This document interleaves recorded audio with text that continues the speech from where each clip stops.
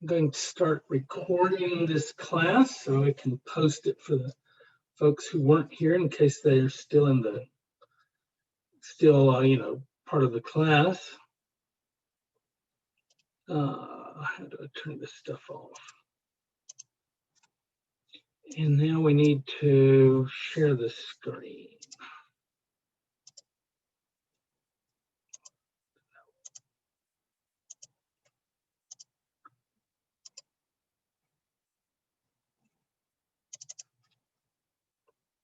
Okay, can you see my screen? Yes, sir. Yeah. Good. As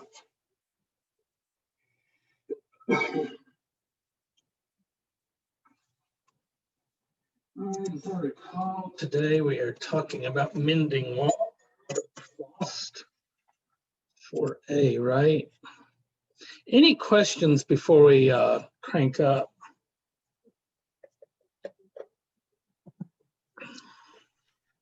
No, sir. All right, so Robert Frost is associated with a tradition of poetry, the Northeast New England poet. As such, he writes stories, puts them in poetic form, and oh, hello.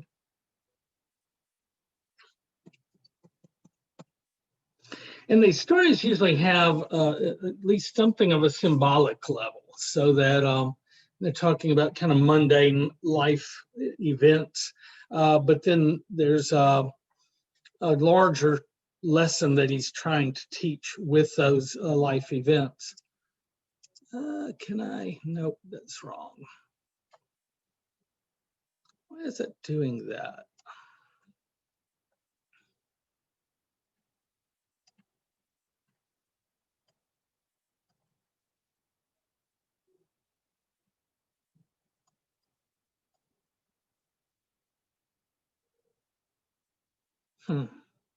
Okay, sorry. All right, so let's look at that first line.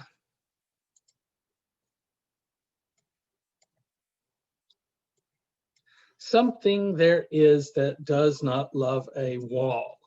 All right, so there are 10 syllables in this line. The emphasis is on the second syllable of each measure. They're divided up into 2 syllables per measure, and the emphasis is on the second beat of each one, which makes it iambic pentameter. So we are in the tradition, and also while it's on abreast, it's no rhyme scheme, so it's called blank verse. Oh, what happened to my PowerPoint?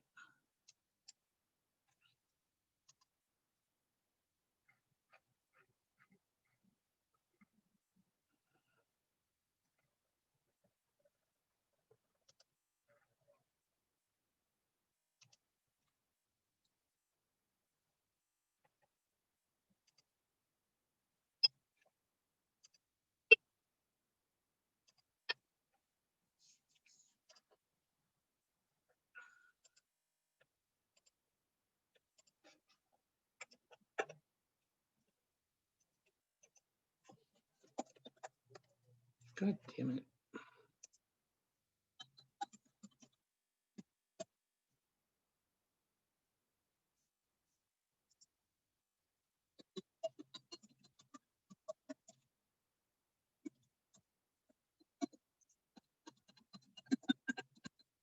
So blank verse, iambic pentameter, no rhyme scheme, good for plays, good for epics, like Paradise Lost. William Shakespeare's plays are mostly like this. So he's writing in that tradition poetically. Now, something there is that does not love a wall is line 1. It's also down here. Line 35. There's also another repeated line, good fences make good neighbors, line 27. And it's the last line as well. So this poem is going to be a debate with those as the thesis statements for the opposing sides. One says one, the other says the other. Where is, here it is.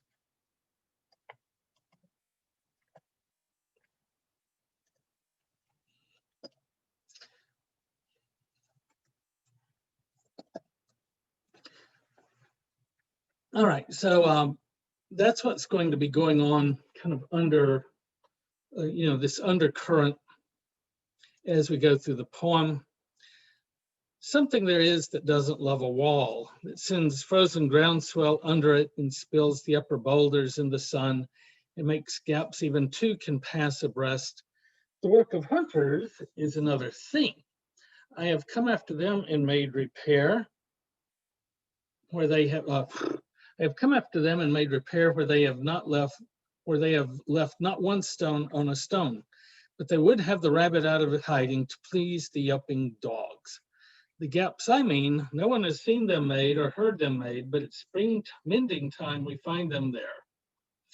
Okay, so I think I have my notes somewhere. Or maybe I closed out that window. I think we went back and then chose another path.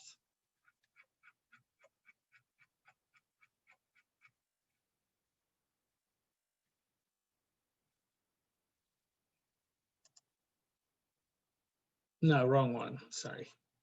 Notes, notes, notes, here you go. All right, so here's a New England wall. Our story picks up about 10,000 years ago when the last ice age was pushing rocks down. Eventually the ice age ended, the glaciers melted, and as they went, they left behind rocks, fields full of rocks, woods full of rocks, in what would become, when the colonists got here in New England. So lots of rocks, what do you do with them? You can build a house, you can build a barn, all kinds of stuff, but in the end, you still have a lot of rocks. You can't just chunk them down a hill somewhere, but waste not, want not. Why don't we use the rocks? They make the countryside much more picturesque. I mean, in normal years, people from around the country are going through New England right now to look at the beautiful leaves and the lovely walls that are there.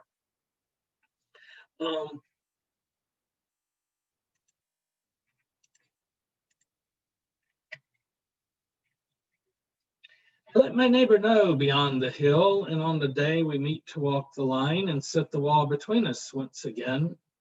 We keep the wall between us as we go to each the boulders that have fallen to each. So this is the kind of job, both people get something out of the wall, right? It enhances their property. It marks the boundary between one field and another. And also, if you're doing this by yourself, you'd be constantly hopping over the wall and knocking down the rocks again. What makes these rocks or these walls special is there's no mortise between them. They're just held together by friction and gravity. And so hopping over it to pick up the rocks that fell on the other side would be worse than useless. You'd be creating more gaps than you would be mending.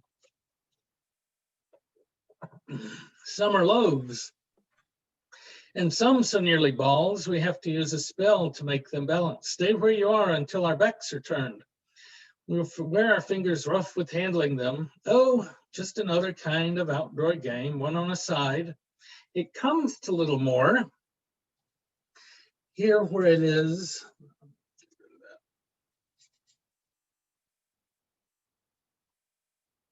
it comes to little more. There is, there where it is, we do not need a wall. He is all pine, and I am apple orchard. My apple trees will never get across and eat the cones under his pine, I tell him. He only says, good fences make good neighbors. Spring is the mischief in me, and I wonder if I could put a notion in his head. Why do they make good neighbors? Isn't it where there are cows? But here there are no cows. Before I build a wall, I'd ask to know what I was walling in or walling out and to whom I was like to give a fence. Something there is that doesn't love a wall, that wants it down. I could say elves to him, but it's not elves exactly.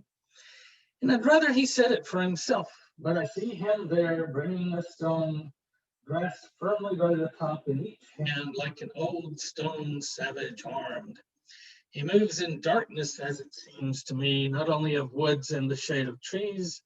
He will not go behind his father's saying, and he likes having thought of it so well, he says it again, good fences make good neighbors. All right, so something is going on with this wall and with this debate. In our last unit, we were also in New England, right? And what was kind of the point of the whole Salem witch trials, it was that everybody was, one aspect of it was that everybody was in everybody else's business. There were no fences, there were no boundaries. There was no, this is your business, this is my business.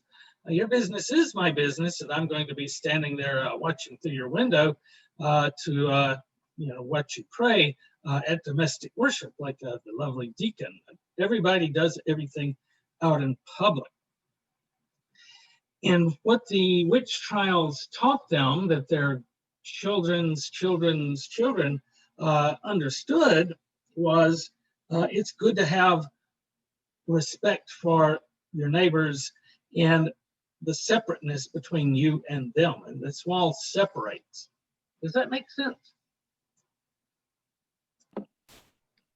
Yes, sir. Also, we can't see your screen. Oh, well, let me know. Okay, something's up. I'm going to try it again then. I was wondering what was wrong.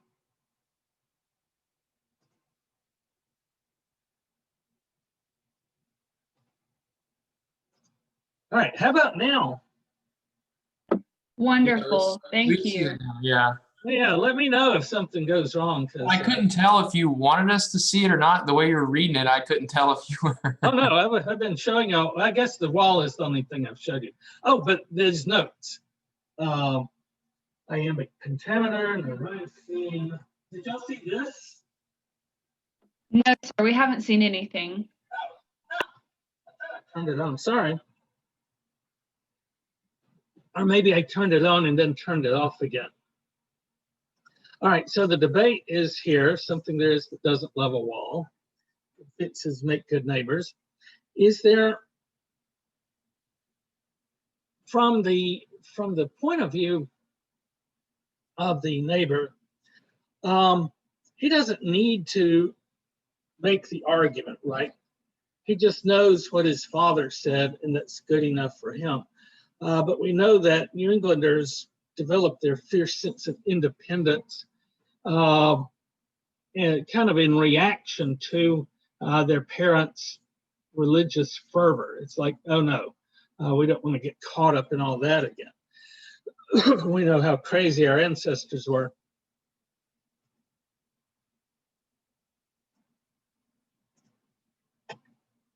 All right, so here's the poem, but you've seen it already. Where are the notes?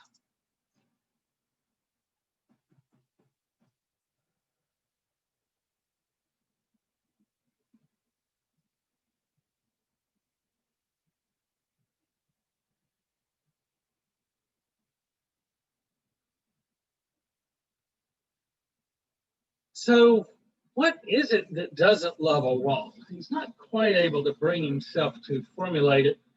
Even in his own mind, he's thinking something like elves, fairies, the little people that inhabit the land.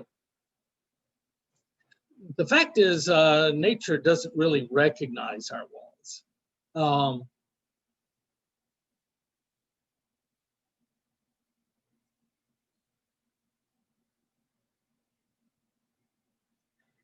the minute you build a wall, nature starts tearing it down.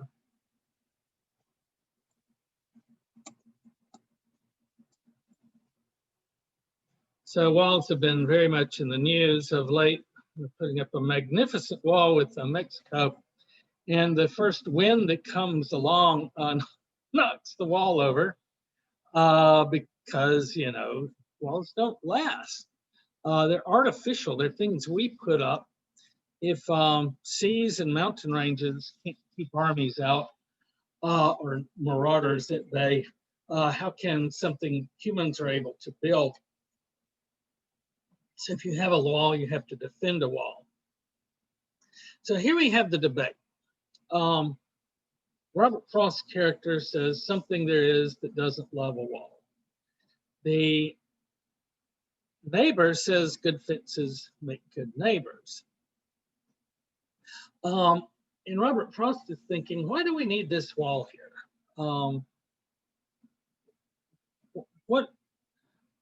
What is nature trying to tell us? And he talks about coming out in the spring to fix the wall where the stones have fallen, and what makes them fall? Ice and gravity. And as ice forms, it makes the ground shift.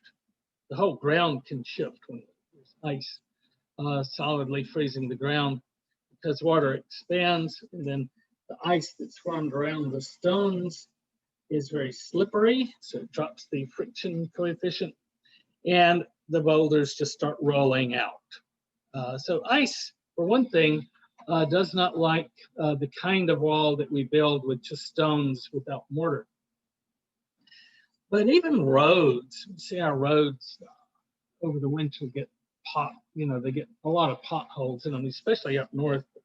You know, it wouldn't be so bad down here if we actually fix the potholes, but we kind of leave them there to pass down to the grandkids.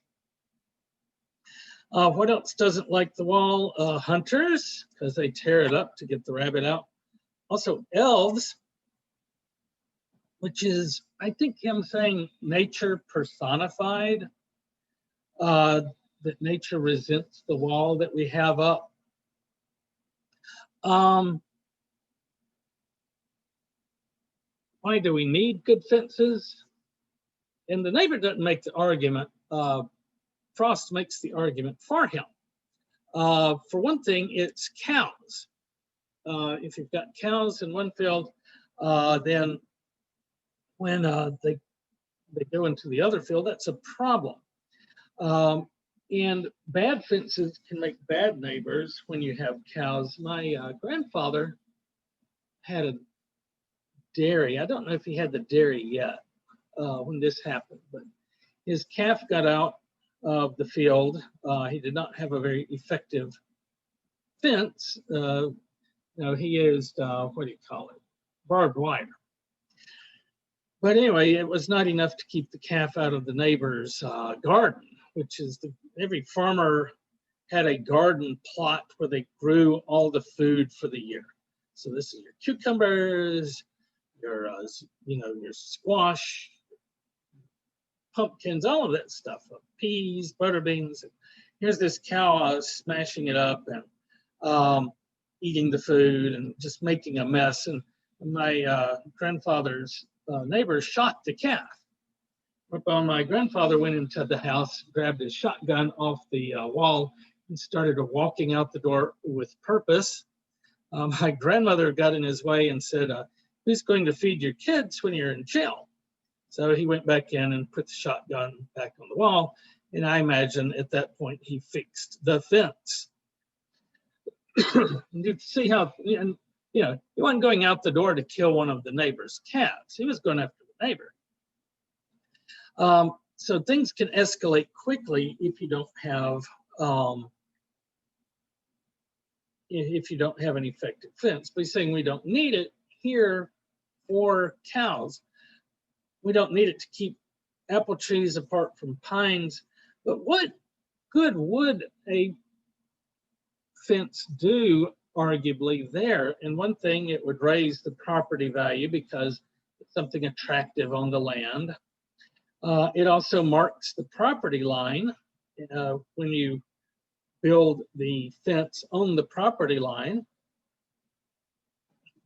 then both sides know where the property line is, and that can prevent trouble down the road, right? I don't build my barn over onto your land because I know where my land is because we have the big rock fence.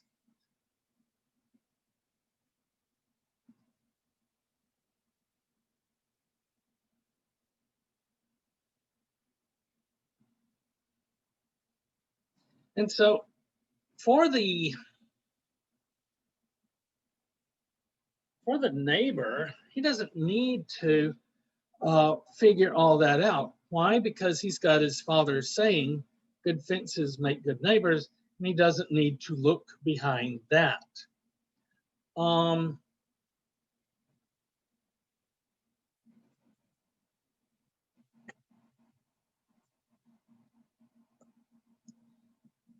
This is the conservative mindset.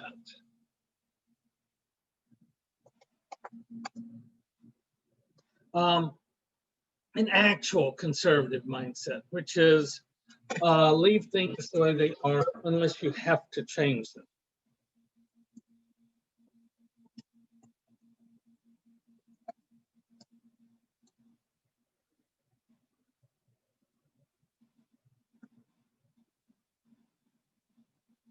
Conserve and preserve both come from the same Latin root.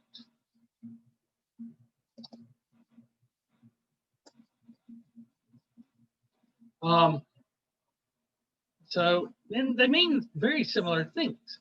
Now we've got people in our culture who call themselves conservative who talk about wrecking everything. You know, let's disrupt things and see how things go. That is not the conservative mindset. What are all the ways that not having a fence there could go wrong? If we don't fix the fence, it just slowly deteriorates. Then at the very least, our property values will drop because we won't have this pretty stone fence here. We'll have this decrepit, broken down relic of a fence. And there are other ways that it could go wrong that we can't foresee, such as what happened a couple of hundred years ago. Why did we decide that good fences make good neighbors in the first place? What was it that made us say, leave your neighbor alone? You know, oh yeah, there was that witch trial when we decided we weren't going to have any fences. So there's a symbolic level to this poem. Any questions about the physical level? It's hard for me to see your interactions since you mostly have your cameras turned off. But maybe that's the case where good fences make good neighbors, eh?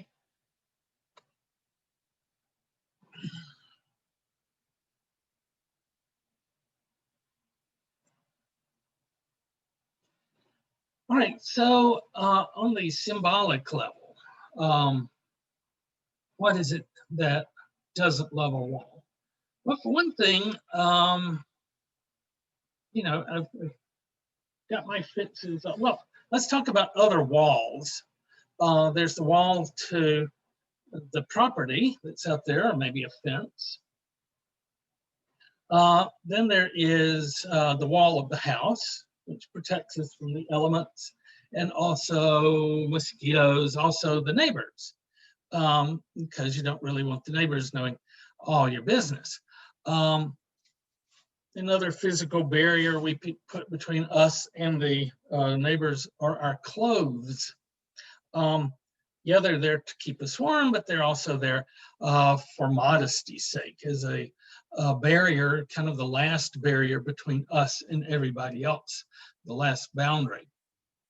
Then there are the emotional boundaries we put up.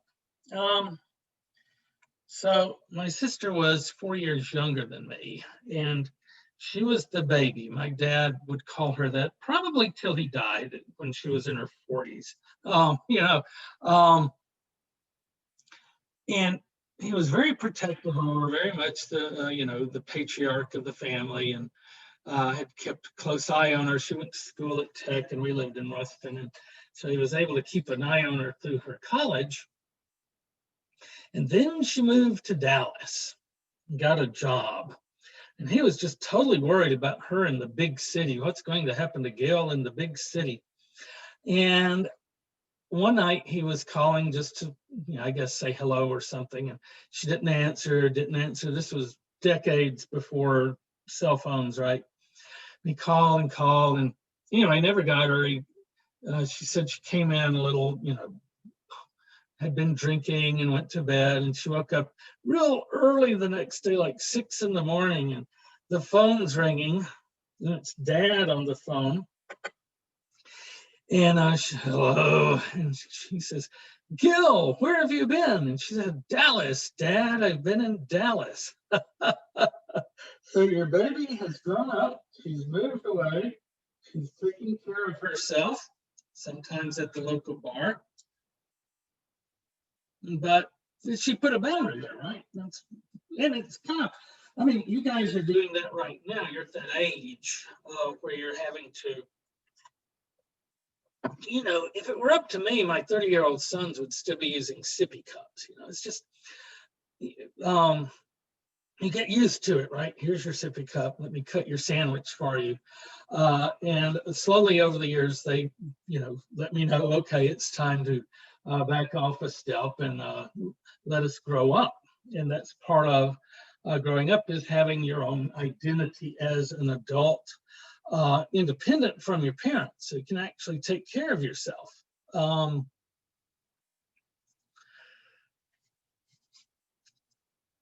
So yeah, that's box 3. I don't know why I made it looks like I made the box upside down. Box 3, how does the good fence make good neighbors? We've got houses, we've got clothes. Most of us are happy with houses, most of us are happy with clothes, and also forming your own identity, getting your own independence. But what is there that doesn't love a wall? Because once you have your house, you've got your clothes, your parents have quit calling you, and you're just sitting there all alone in your house night after night. What can happen? Oh, yes, I get lonely. So humans aren't designed to be islands. We aren't turtles. We draw into our shells and then, just live off in splendid isolation. We need companionship or we go crazy. We need love. And so something there is that doesn't love a wall. You get online, you meet somebody special, the way the kids do nowadays. What apps do you use to meet other, well, don't tell me, I don't want to know. Anyway, you get on your app, you meet somebody, y'all meet up, you fall in love. Oh, it's so great. And suddenly, you come on inside the fence, come on inside the house, the clothes fall off, things happen, it's great, you're just so in love and don't need any boundaries, just no personal space whatsoever. You just want to be right next to each other all the time. And then one day he comes in and says, honey, who's this Fred guy you've been texting? And you say, stay out of my phone, and you change the password. Why? Because good fences make good neighbors. That's right. So we want these fences at some point. We need them. If we don't have them, we lose who we are as individuals. And also we mentioned the history. I didn't get it on this list here, but the history behind the New England independence was this snooping, everybody knowing what everybody does, paranoid, everybody in everybody's business. It's my job to know where you go to shop for your groceries. No, it's not. And so the fences were an innovation, right? Maybe not by Frost's neighbor, maybe not by his father or his grandfather, but his great-grandfather. And they don't remember exactly why it is it's so important to keep the neighbors, to have a fence and to keep the neighbors on the other side of the fence, but they know in their bones it's really, really important. You've got to stay on your side of the wall, dude. Stay out of my business. If I pray to Satan in the woods at night, how does that affect you? What is that business of yours? Hell, Satan. And so you can see how this culture has descended from that other culture, where the other culture went too far, and so they're going back the other way. In addition to the literal debate on the literal level and the symbolic debate, there's also a linguistic debate. What is a wall and what is a fence? So here's the Berlin Wall. It was popular when I was young, or popular to be unpopular. It was the symbol of communism and the dictatorship of the proletariat and totalitarianism and all the evil things. It's evil wall, evil, evil. Yeah, I was gonna say, if you wanted to talk about walls, you should also talk about the Berlin Wall. And Yes, there you go. there it is. And my dad actually, he was a preacher, and he talked about, commies a lot. And when the Berlin Wall fell, one of his friends got a little bit of it, and we have a piece of the Berlin Wall at my mom's house. So if somebody comes in our yard, we throw it at them, but then we have to go find it again. Well, this is a nice friendly fence, right? A picket fence. It doesn't totally wall out the other side. It's more, decorative. Dang it. It decorates the property. How do you say it? I'll say decorative. I think you're right. Decorative. Thanks. I just got it sideways and couldn't get it straightened out. But here is what, until Donald Trump, we used to call a fence. It was just a little friendly fence between us and Mexico, where Mexico could come and ask for a cup of sugar, and we could get vanilla when we had run out. It's just a little bit, it's two walls separated by a road where people can drive, ice can drive down it and shoot people. So it's not a friendly wall, and a friendly fence. And we eventually quit calling it a fence when we stopped feeling as friendly toward Mexico. Now we call it a wall. So in our terminology, Robert Frost is calling this a wall. The neighbor is calling it a fence because fences are friendlier than walls. You see how that works? So this is not a hostile wall at war with nature. This is a friendly fence, keeping us from having to kill each other in witch trials. So hold on to your fences, folks. They're there for a reason, right? And the conservative mindset is that I don't even need to know the reason. I figure there was probably a good reason for them to put that wall there. And Robert Frost says, well, it's cows. And the neighbor says, well, maybe it's not just cows. Maybe there's something else going on that we aren't seeing, but that will become abundantly clear if we take this wall down. The conservative mindset is civilization is difficult to create. It's easily destroyed. And we only make changes carefully and slowly when we have to. As long as the thing is working, don't mess with it because you don't know how it's going to break once you stop doing the thing. What are the ways that, what are the effects of this? Flint, Michigan. They got a governor in there. He decided to put people in. He decided to overturn the elected governments of cities that got in financial bad shape. And instead, he appointed these basically local dictators that would, their word was law. Nobody had any to say so. And so the person in charge of Flint decided it would be cheaper, maybe, to get water locally from the Flint River instead of pumping it in from the Great Lakes. Anybody know how that went wrong?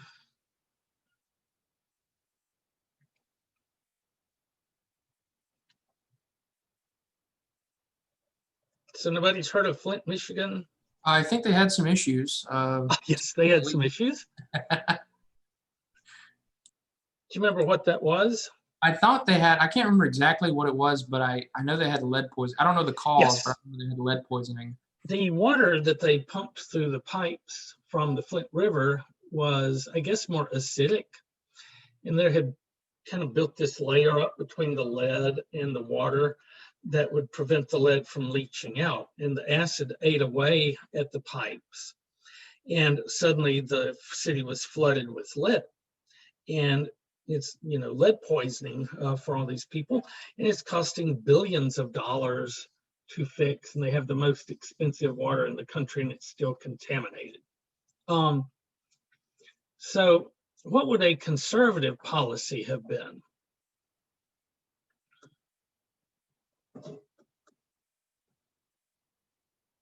Because the people calling themselves conservatives are the one that poisoned the water. Was that a conservative act?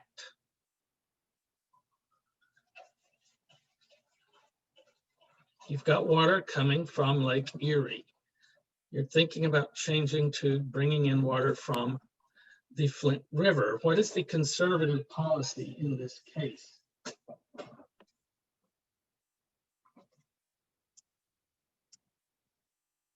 They should have left things the way that they are. Ah, yes. Brilliant insight, Ms. Williams. Leave things the way they are. Can you make this stuff blink? That is conservatism 101. I don't see blinking. The conservative policy is this is working. It's been working for a long time. I think it'll be in animations, but you'd have to be in a slideshow. Yeah, let's not do all that. Blinking is very annoying there used to be a blink function in HTML, and it was so awful that they stopped doing it. I mean, you can do it with a lot of CSS, but there was just blink, unblink, and it would sit there and blink at you, very annoying. I'd only use it when I wanted to annoy students, which fairly common thing for me. Anyway, do we know all the ways? I mean, there were people that warned them, they didn't listen, but even if they had not known, it's still the conservative thing to say, this is a system that's been working a long time, let's just leave it alone. But he felt the need to change things because he had been appointed the administrator. And that was his job, was to come in and change things. If you're just leaving things the same, then why be appointed by the governor to this high-powered job? So he was coming in bent to change things, and he changed things for the worse in a way that he refused to foresee. Even if he foresaw it, he didn't care. These are Democrats, and we don't care if we kill them. Yeah, as long as we don't get caught and put in jail, we'll be all right. And they've been caught, but nobody's been put in jail, right? So things worked out, except for the people in Flint. So this is the conservative impulse. We only change things if we're sure it's not going to make things worse. And have we really considered, besides cows, all the ways that this wall serves a valuable function for us as neighbors? And we had not. All right, so if you want to write about this, let's talk about the poetry essay. We're going to look at a few other poems, and then the poetry essay is due about Halloween. Ha! Oh, look, didn't that work out great? And you can write about what it is that doesn't love a wall. You can write about good fences make good neighbors. You can write about a comparison and contrast of those two things. So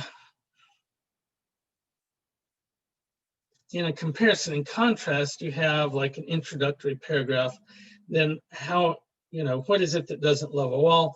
What is it that good fences make good neighbors? You could leave it strictly on the physical level, or you could talk about the symbolic also. You could also talk about the contrast with the neighbors. Now,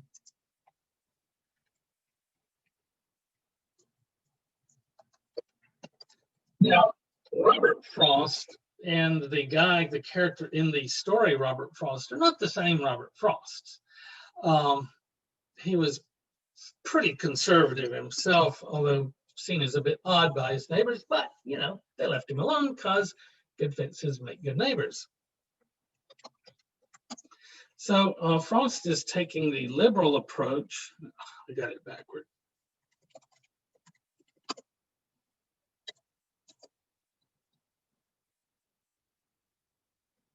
So in this conversation, we've got the liberal Frost suggesting innovation and change. Let's switch things up and see what happens. Wouldn't that be great? And you've got the conservative. Oh.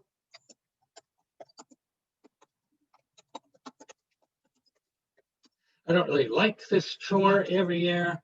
And plus spring is the mischief in me. I'm just wanting to annoy the neighbor. I understand that impulse. I have a superpower myself, which is annoying people. I can't turn it down. That's my kryptonite. I mean, I can't turn it off. It's always there. But I can dial that shit up to 11. So he's wanting to annoy the neighbor by talking about change, even though I don't think it doesn't sound like he's committed to it, right? It's just something he wants. It's another game within the game. It's like trash talking during baseball. Here's the game, fixing the fence. But I'm going to try to get in my neighbor's brain a little bit. We don't spend that much time together except when we're, fixing the fence. But innovate, change. Let's try things differently, see if they aren't better. The conservative perspective is leave things the way they are. And if you can even use the Young Goodman Brown as the backstory behind Robert Frost, behind the neighbor, behind all of this, is this crazy period that we had, and how did our culture change because of that? It wasn't very long after the witch trials that theocracy was pretty thoroughly discredited, and theocracy is when the church is in charge of something, and they're like, yeah, they kind of mess things up. Let's innovate. Let's say good fences make good neighbors. So that was the innovation behind the neighbor. So to Robert Frost, the neighbor looks like a Stone Age man with these rocks. Thing is, he's not throwing the rocks at his neighbor, which is what the Stone Age savage would do. In fact, one of the people killed in the witch trials, he wouldn't plead innocent or guilty, so they couldn't hang him. So they crushed him to death under rocks. And Nathaniel Hawthorne's great-grandfather was the judge, and the guy's tongue stuck out as he died. And the old judge poked at his tongue with his walking stick. Yeah, so he's not doing that, right? He's saying, oh, let's make fences between us, leave each other alone to mind our own business. So maybe he's not the Stone Age savage that Robert Frost perceives. If you have a little knowledge about what came before, it can be a powerful thing. You don't have to reinvent the wheel every time. All right, any questions about Mending Wall? If you want to do a compare contrast essay, can you do with in real life examples like the Trump wall, the Berlin Wall, prison fence, whatever? You can, but you want to make sure each paragraph deals with this wall as well and has some quotes from the poem. So as long as you're doing that, you can bring in the other stuff. And is it an essay with still two primary quotes? 2 quotes per paragraph, yeah. Okay. Make sure you do that and you'll be fine.